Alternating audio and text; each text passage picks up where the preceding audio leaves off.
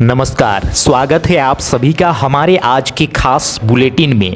आज हम बात करेंगे उत्तर प्रदेश की उन तमाम बड़ी खबरों और अहम फैसलों के बारे में जिनका सीधा असर आपके जीवन पर पड़ने वाला है। आज के बुलेटिन में हमारे पास प्रदेश के किसानों, गरीबों, बेरोजगार युवाओं और हमारी माताओं बहनों के लिए कई बड़ी और राहत भरी खबरें हैं।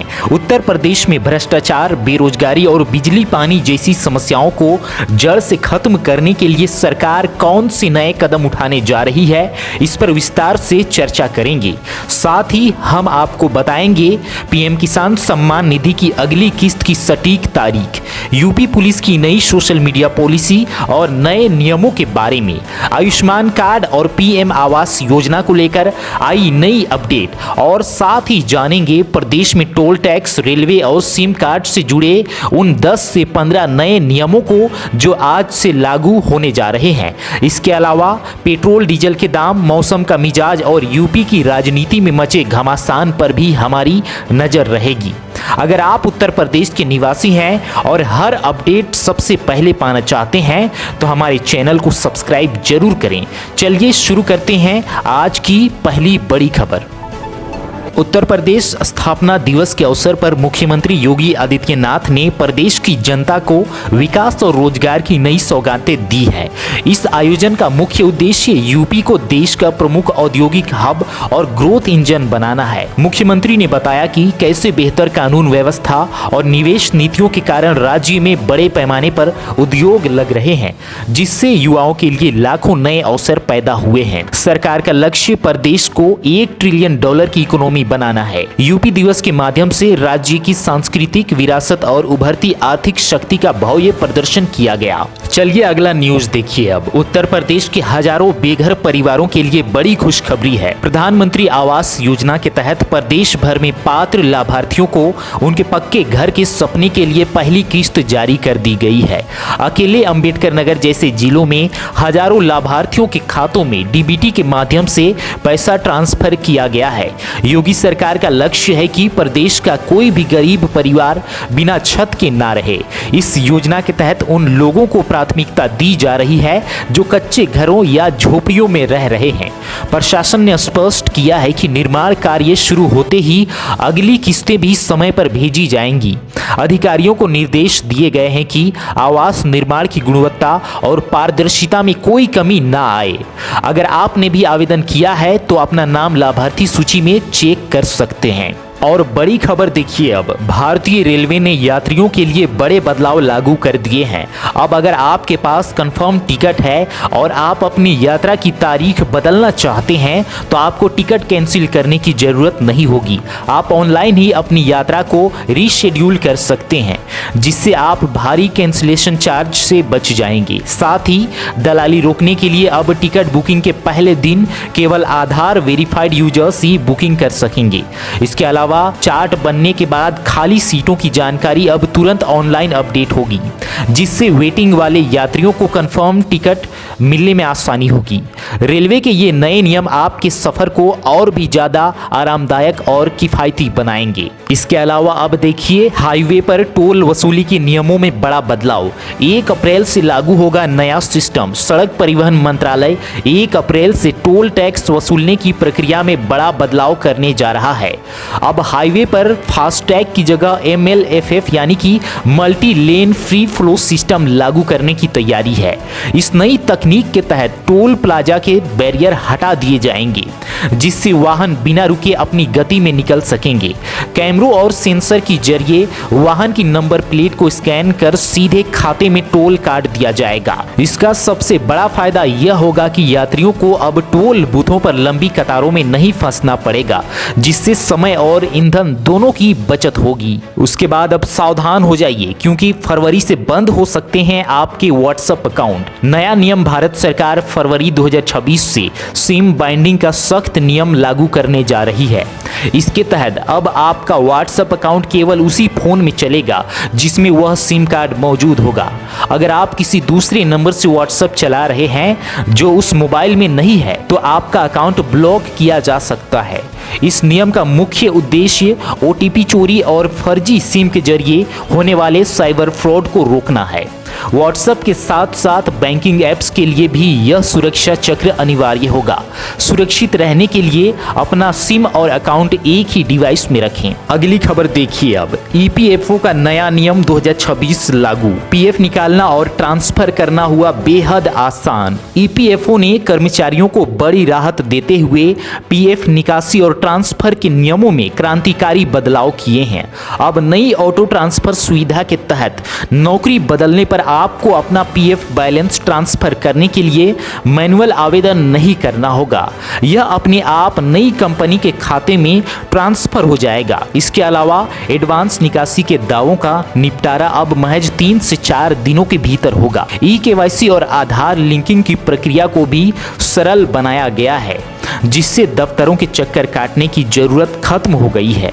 यह कदम करोड़ों नौकरी पेशा लोगों के लिए वित्तीय सुरक्षा और सुविधा बढ़ाने वाला साबित होगा। चलिए अब अगली खबर देखिए, आयुष्मान भारत अपडेट। अब हर बुजुर्ग को मिलेगा 5 लाख रुपए तक का मुफ्त इलाज। केंद्र सरकार ने आयुष्मान योजना के दायरे को बढ़ाते हुए अब 70 वर्ष और उससे अधिक उम्र के सभी बुजुर्गों के लिए आयुष्मान वय वंदना कार्ड अनिवार्य कर दिया है। अब परिवार की आय चाहे कितनी भी हो, हर बुजुर्ग को सालाना 5 लाख रुपए तक का कैशलेस इलाज मिलेगा।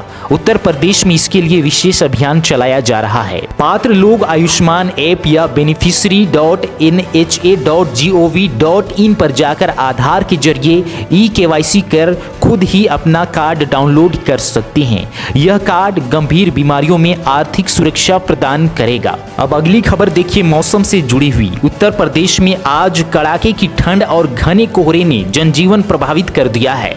लखनऊ समेत कई जिलों में जीरो विजिबिलिटी के कारण यातायात की रफ्तार सुस्त पड़ गई है। मौसम विभाग ने अगले 24 घंटों में पश्चिमी यूपी में हल्की बारिश और ओलावृष्टि का अलर्ट जारी किया है। पहाड़ों पर हो रही बर्फबारी से मैदानी इलाकों में बर्फीली हवाएं चल रही हैं, जिससे तापमान में भारी गिरावट दर्ज की गई है। प्रशासन ने लोगों को ठंड से बचने और बच्चों और बुजुर्गों का विशेष ध्यान रखने की सलाह दी है। साथ ही अगली बड़ी खबर देखिए अब, यूपी स्मार्ट प्रीपेड मीटर उपभोक्ताओं को 3 दिन की बड़ी राहत। उत्तर प्रदेश के स्मार्ट प्रीपेड मीटर इस्तेमाल करने वाले उपभोक्ताओं के लिए राहत भरी खबर है।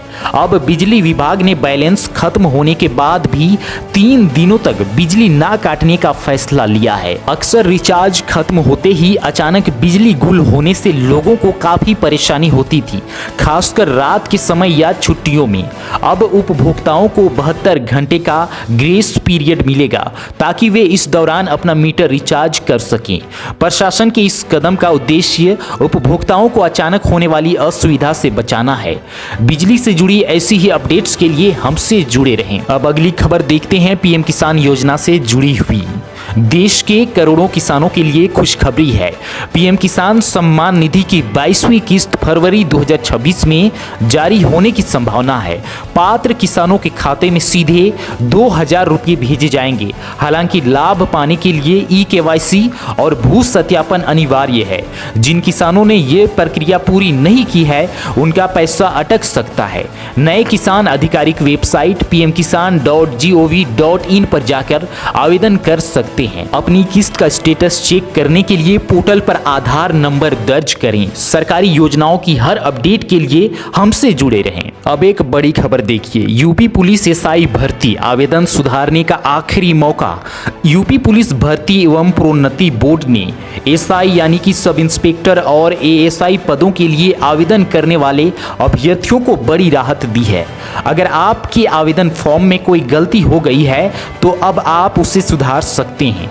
भर्ती बोर्ड ने करेक्शन विंडो ओपन कर दी है, जिसके तहत अभ्यर्थी 22 जनवरी 2026 तक अपने फॉर्म में संशोधन कर सकते हैं। यह सुविधा केवल उन उम्मीदवारों के लिए है जिन्होंने पंजीकरण और शुल्क भुगतान की प्रक्रिया पूरी कर ली थी। अभ्यर्थी आधिकारिक वेबसाइट पर जाकर लॉगिन कर सकते हैं और जरूरी बदलाव कर अपना फॉर्म दोबारा सबमिट कर सकते हैं। वहीं अगली खबर अब सियासत से जुड़ी हुई देखिए। समाजवादी पार्टी के मुखिया अखिलेश यादव पूरी तरह इलेक्शन मोड में आ गए हैं। आज लखनऊ में उन्होंने समाजवादी पार्टी के सभी लोकसभा और राज्यसभा सांसदों की एक महत्वपूर्ण बैठक बुलाई है। इस बैठक का मुख्य उद्देश्य 2027 के विधानसभा चुनाव के लिए अभी से रणनीति तैयार करना और संगठन को जमीनी स्तर पर मजबूत करना है। अखिलेश यादव सांसदों को उनके क्षेत्रों में पीडीएफ फॉर्मूले को और विस्तार देने तथा जनता के मुद्दों पर आक्रामक रुख अपनाने के निर्देश देंगे। पार्टी का लक्ष्य लोकसभा चुनाव की सफलता को विधानसभा चुनाव तक बरकरार रखना है। इसके साथ अगली खबर देखिए अब। यूपी रोडवेज में 8वीं और 12वीं के लिए भर्ती। सहारनपुर के युवाओं के लिए सरकारी नौकरी का शानदार अवसर आया है। यूपी रोडवेज ने 8वीं और 12वीं पास उम्मीदवारों के लिए भर्ती प्रक्रिया शुरू की है। इस पहल से उन युवाओं को रोजगार मिलेगा जो कम शैक्षणिक योग्यता के कारण नौकरी की तलाश में थे। भर्ती में अलग अलग पदों के लिए निर्धारित योग्यता के आधार पर चयन किया जाएगा। विभाग ने इस प्रक्रिया को पारदर्शी बनाने और पात्र उम्मीदवारों को प्राथमिकता देने के निर्देश दिए हैं। इस घोषणा के बाद क्षेत्रीय युवाओं में भारी उत्साह है। इच्छुक उम्मीदवार जरूरी दस्तावेजों के साथ आधिकारिक पोर्टल पर आवेदन कर सकते हैं। इसी के साथ अब चलिए अगली बड़ी खबर पर नजर डालते हैं। राहुल गांधी का रायबरेली दौरा, मनरेगा बचाओ संग्राम से भरी हुंकार। कांग्रेस नेता राहुल गांधी अपने संसदीय क्षेत्र रायबरेली पहुंचे, जहां उन्होंने मनरेगा बचाओ संग्राम के माध्यम से केंद्र सरकार पर तीखा हमला बोला। राहुल गांधी ने आरोप लगाया कि सरकार बजट में कटौती कर मनरेगा जैसी महत्वपूर्ण योजना को जानबूझकर कमजोर कर रही है, जो गरीबों के लिए आजीविका का मुख्य साधन है। दौरे के दौरान उन्होंने स्थानीय मजदूरों से सीधा संवाद किया और उनकी समस्याओं को सुना। उन्होंने जोर देकर कहा कि मजदूरों के अधिकारों और उचित मजदूरी के लिए उनका संघर्ष जारी रहेगा। इस कार्यक्रम में कार्यकर्ताओं की भारी भीड़ उमड़ी, जिससे क्षेत्र में सियासी हलचल तेज हो गई है। अगली खबर, उत्तर प्रदेश में 2027 के विधानसभा चुनाव के लिए बीजेपी ने अपनी बिसात बिछा दी है। बिहार के दिग्गज नेता नितिन नबीन को यूपी का नया प्रभारी नियुक्त किया गया है, जो सीधे तौर पर अमित शाह और जेपी नड्डा के रणनीतिक विजन को जमीन पर उतारेंगे। नबीन की नियुक्ति का मुख्य उद्देश्य संगठन और सरकार के बीच बेहतर समन्वय स्थापित करना और हाल के उपचुनावों में मिली ऊर्जा को बड़े जनाधार में बदलना है। बीजेपी की रणनीति अब मिशन 2027 के तहत बूथ स्तर पर कार्यकर्ताओं को सक्रिय करने और विपक्ष के नैरेटिव को काटने की है। नितिन नबीन के संगठनात्मक अनुभव का लाभ उठाकर पार्टी पिछड़ों और दलितों के बीच अपनी पैठ फिर से मजबूत करना चाहती है। यूपी की सियासत में यह बदलाव आने वाले दिनों में और भी दिलचस्प होगा। इसके अलावा अब एक दुखद भरी खबर देखिए। बुलंदशहर मेरठ हाईवे पर भीषण हादसा, बीजेपी एमएलसी के भतीजे समेत 3 की मौत। बुलंदशहर मेरठ हाईवे पर हुए एक दर्दनाक सड़क हादसे में भाजपा एमएलसी धर्मेंद्र भारद्वाज के भतीजे समेत 3 लोगों की जान चली गई। गुलावटी के पास एक तेज रफ्तार स्कॉर्पियो और ट्रक की भीषण भिड़ंत हो गई, जिसमें गाड़ी के परखच्चे उड़ गए। हादसे की सूचना मिलते ही पुलिस मौके पर पहुंची और शवों को पोस्टमार्टम के लिए भेजा गया। इस घटना से क्षेत्र और भाजपा कार्यकर्ताओं में शोक की लहर है। पुलिस दुर्घटना के कारणों की जांच कर रही है। रफ्तार का कहर एक बार फिर जानलेवा साबित हुआ। चलिए अब अगली बड़ी खबर पर नजर डाल लेते हैं। उत्तर प्रदेश को क्लीन एनर्जी का हब बनाने के लिए योगी सरकार ने 2 green hydrogen centre of excellence स्थापित करने का निर्णय लिया है। ये केंद्र अत्याधुनिक रिसर्च इंफ्रास्ट्रक्चर से लैस होंगी, जहां हरित ऊर्जा के उत्पादन और भंडारण पर उच्च स्तरीय शोध होगा। इनका मुख्य उद्देश्य कार्बन उत्सर्जन को कम करना और ग्रीन हाइड्रोजन की लागत को घटाकर इसे उद्योगों के लिए किफायती बनाना है। यह पहल न केवल पर्यावरण संरक्षण में मदद करेगी, बल्कि राज्य में भारी निवेश और तकनीकी क्षेत्र में रोजगार के नए अवसर भी पैदा करेगी। साथ ही अगली खबर देखिए। यूपी के छात्रों के लिए खुशखबरी, एनटीएससी परीक्षा पास करने पर मिलेंगे स्कॉलरशिप। उत्तर प्रदेश के मेधावी छात्रों के लिए शिक्षा के क्षेत्र में एक बड़ा अवसर सामने आया है। एनटीएससी यानी कि नेशनल टैलेंट सर्च एग्जामिनेशन पास करने वाले छात्रों को अब सरकार की ओर से वित्तीय सहायता दी जाएगी। इस योजना के तहत सफल उम्मीदवारों को हर महीने 1,000 रुपये की स्कॉलरशिप मिलेगी, जो अगले 4 वर्षों तक निरंतर जारी रहेगी। इस पहल का मुख्य उद्देश्य होनहार छात्रों को आर्थिक तंगी से बचाना और उन्हें उच्च शिक्षा के लिए प्रोत्साहित करना है। कक्षा 10 में पढ़ रहे छात्र इस परीक्षा के लिए आवेदन कर सकते हैं। साथ ही अगली बड़ी खबर पर अब चलिए नजर डाल लेते हैं। बहराइच में बुलडोजर एक्शन, मेडिकल कॉलेज के गेट से हटी मजार। उत्तर प्रदेश के बहराइच में अवैध अतिक्रमण के खिलाफ प्रशासन ने बड़ी कार्रवाई की है। महाराजा सुहेलदेव मेडिकल कॉलेज के मुख्य द्वार पर बनी एक मजार को बुलडोजर चलाकर ढहा दिया गया। प्रशासन का तर्क है कि यह ढांचा मेडिकल कॉलेज के प्रवेश मार्ग और सड़क चौड़ीकरण में बड़ी बाधा बन रहा था। कार्रवाई के दौरान किसी भी विरोध की स्थिति से निपटने के लिए भारी पुलिस बल तैनात रहा। अधिकारियों के अनुसार अवैध निर्माण हटाने से अब एम्बुलेंस और मरीजों की आवाजाही सुगम हो सकेगी। फिलहाल क्षेत्र में शांति व्यवस्था कायम है। चलिए प्रयागराज माघ मेले से जुड़ी बड़ी खबर पर नजर डालते हैं। शंकराचार्य पदवी पर स्वामी अविमुक्तेश्वरानंद को नोटिस। प्रयागराज माघ मेला प्रशासन ने स्वामी अविमुक्तेश्वरानंद को नोटिस जारी कर 24 घंटे में स्पष्टीकरण मांगा है। प्रशासन का कहना है कि सुप्रीम कोर्ट ने ज्योतिषपीठ के शंकराचार्य की पदवी के उपयोग पर फिलहाल रोक लगा रखी है। इसके बावजूद उनके शिविर के बोर्ड पर इस पदवी का उल्लेख क्यों किया गया है? इसे कोर्ट की अवमानना माना गया है। इससे पहले मौनी अमावस्या पर रथ यात्रा रोके जाने को लेकर स्वामी जी और पुलिस के बीच तीखी झड़प हुई थी, जिसके बाद वे धरने पर बैठ गए हैं। खबर देखिए अब। अयोध्या और आजमगढ़ में परीक्षकों की भारी तैनाती। उत्तर प्रदेश माध्यमिक शिक्षा परिषद ने 2026 की प्रैक्टिकल परीक्षाओं में सुचारू रूप से संपन्न कराने के लिए अपनी तैयारी तेज कर दी है। ताजा रिपोर्ट के अनुसार अयोध्या और आजमगढ़ मंडल के विभिन्न केंद्रों पर कुल 2705 शिक्षकों को परीक्षक के रूप में तैनात किया गया है। बोर्ड ने निर्देश दिया है कि सभी प्रैक्टिकल परीक्षाएं सीसीटीवी कैमरों की निगरानी में होंगी और इनकी रिकॉर्डिंग सुरक्षित रखी जाएगी। तैनात किए गए शिक्षकों को आवंटित केंद्रों पर समय से पहुंचकर पारदर्शिता के साथ परीक्षा लेने की जिम्मेदारी दी गई है। मंडल स्तर पर अधिकारियों को सख्त निगरानी रखने के निर्देश दिए गए हैं ताकि कहीं भी किसी प्रकार की अनियमितता ना हो।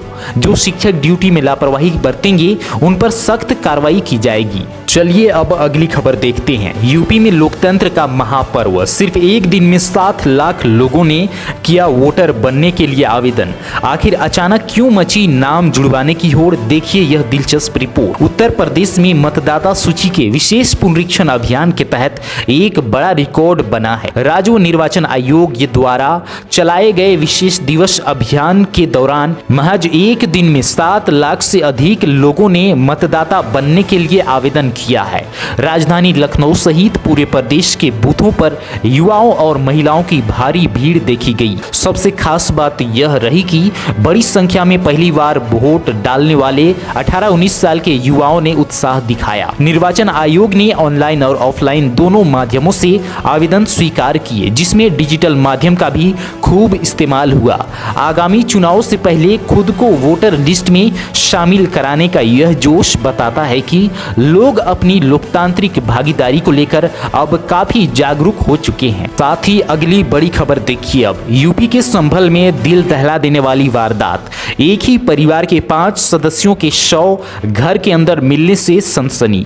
आखिर बंद कमरे में उस रात क्या हुआ? पुलिस और फोरेंसिक टीमें सुराग तलाशने में जुटी। उत्तर प्रदेश के संभल जिले से एक रूह कंपा देने वाली खबर सामने आई है, जहां एक ही परिवार के 5 सदस्यों के शव उनके घर के भीतर संदिग्ध परिस्थितियों में मिले हैं। मृतकों में पति पत्नी और उनके 3 बच्चे शामिल बताए जा रहे हैं। घटना का पता तब चला जब काफी देर तक घर का दरवाजा नहीं खुला और पड़ोसियों को अनहोनी की आशंका हुई। सूचना मिलने पर पहुंची पुलिस ने जब दरवाजा तोड़ा तो अंदर का नजारा खौफनाक था।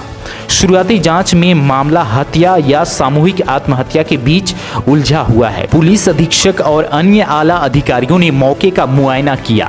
शवों को पोस्टमार्टम के लिए भेज दिया गया और डॉग स्क्वाड और फोरेंसिक टीम साक्ष्य जुटा रही है।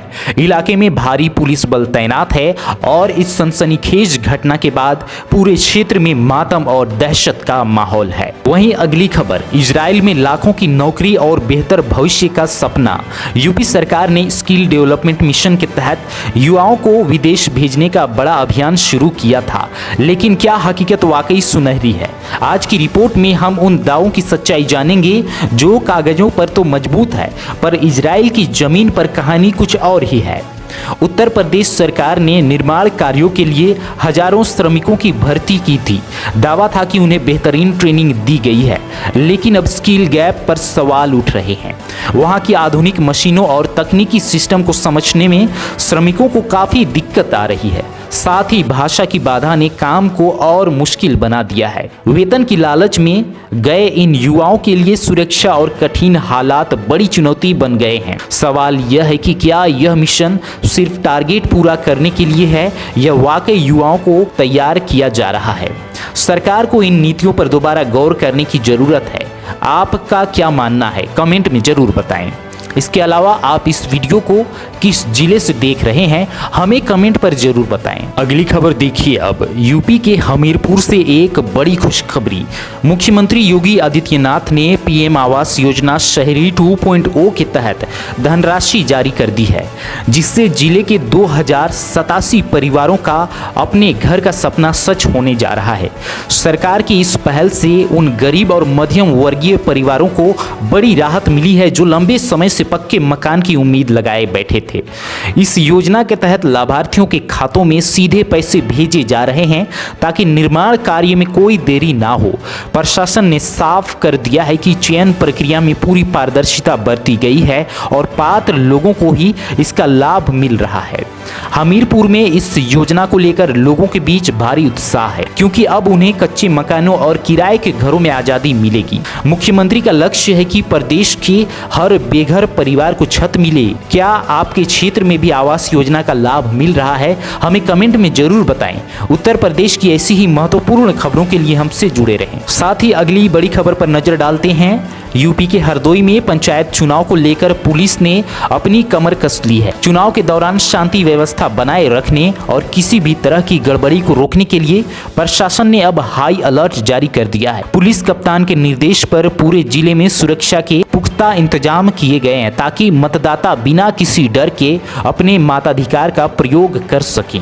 विशेष रूप से संवेदनशील इलाकों में पुलिस ने गश्त बढ़ा दी है और संदिग्ध गतिविधियों पर पैनी नजर रखी जा रही है।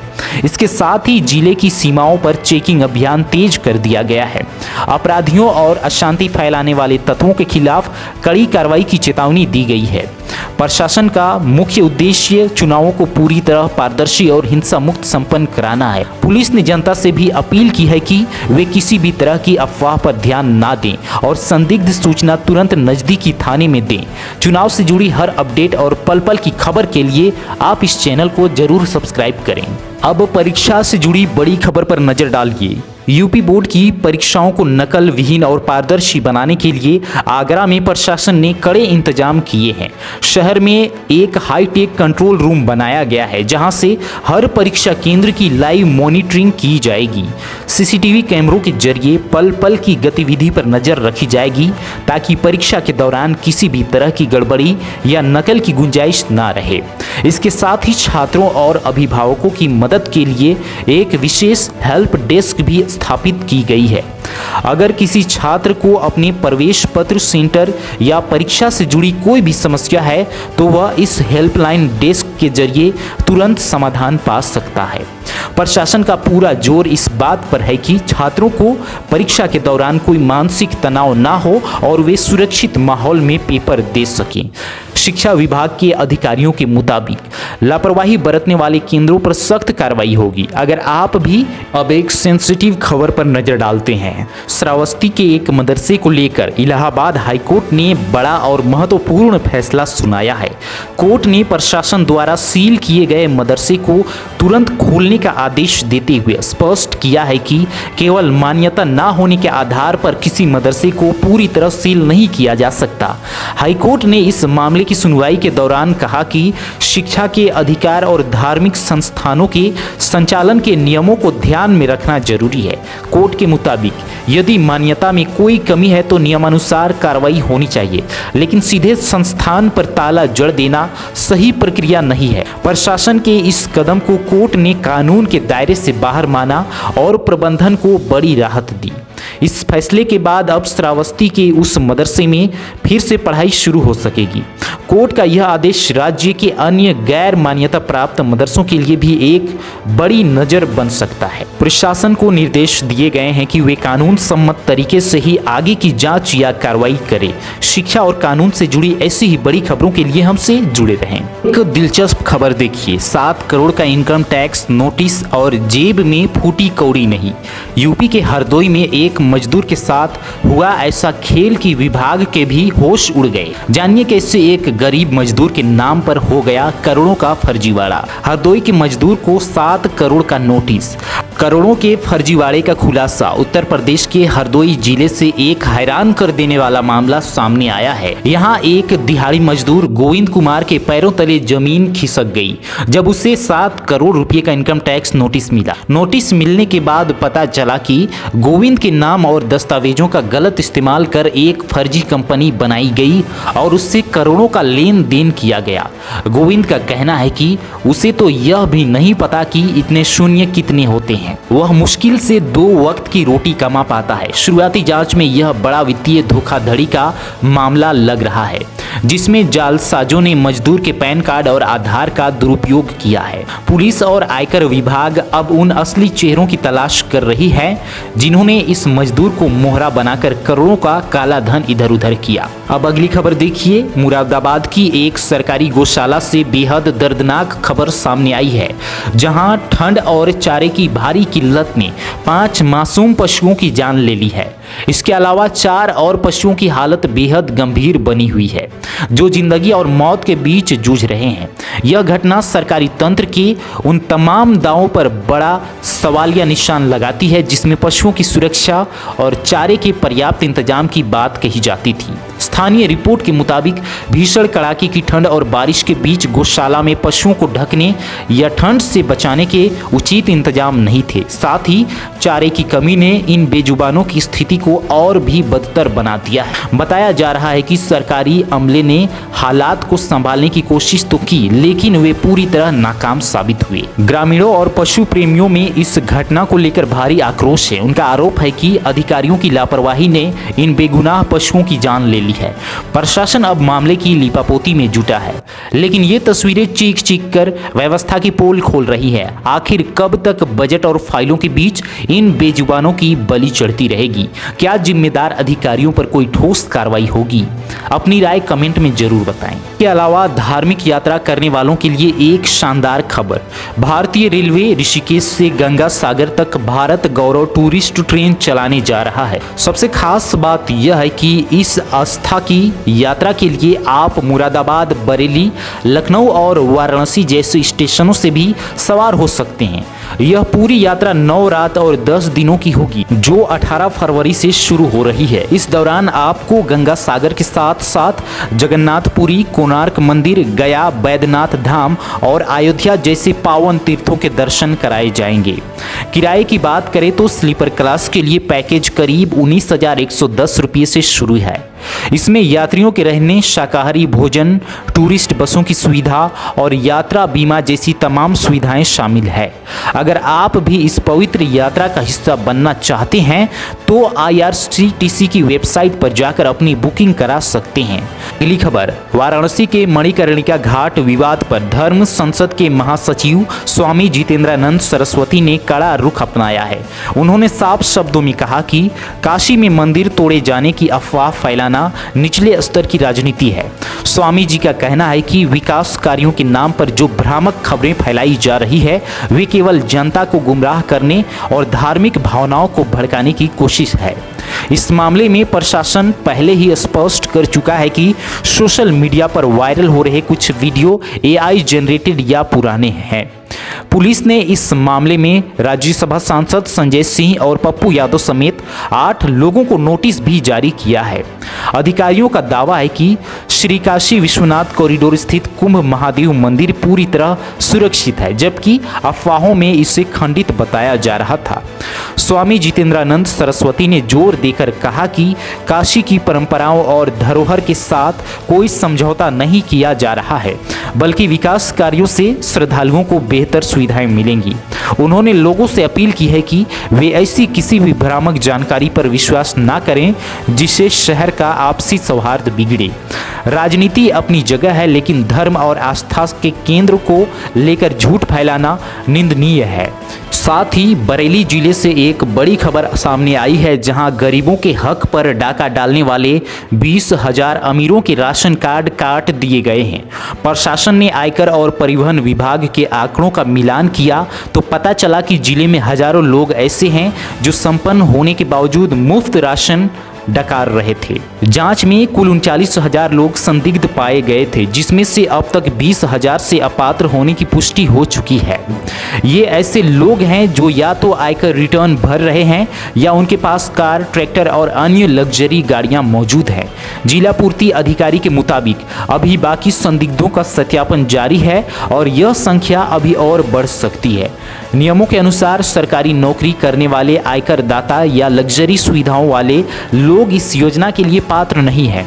प्रशासन ने साफ कर दिया है कि अपात्रों के नाम काटकर उनके स्थान पर वास्तविक गरीबों और जरूरतमंदों को जोड़ा जाएगा। अगर आप भी इस योजना का लाभ ले रहे हैं तो सुनिश्चित करें कि आप पात्रता की शर्तों को पूरा करते हों। अब अगली खबर देखिए। यूपी पुलिस से जुड़ी हुई है। सोशल मीडिया पर एक रील और चल जाएगी नौकरी। यूपी पुलिस में नए भर्ती हुए सिपाहियों और दारोगाओं के लिए विभाग ने सख्त सोशल मीडिया पॉलिसी जारी की है।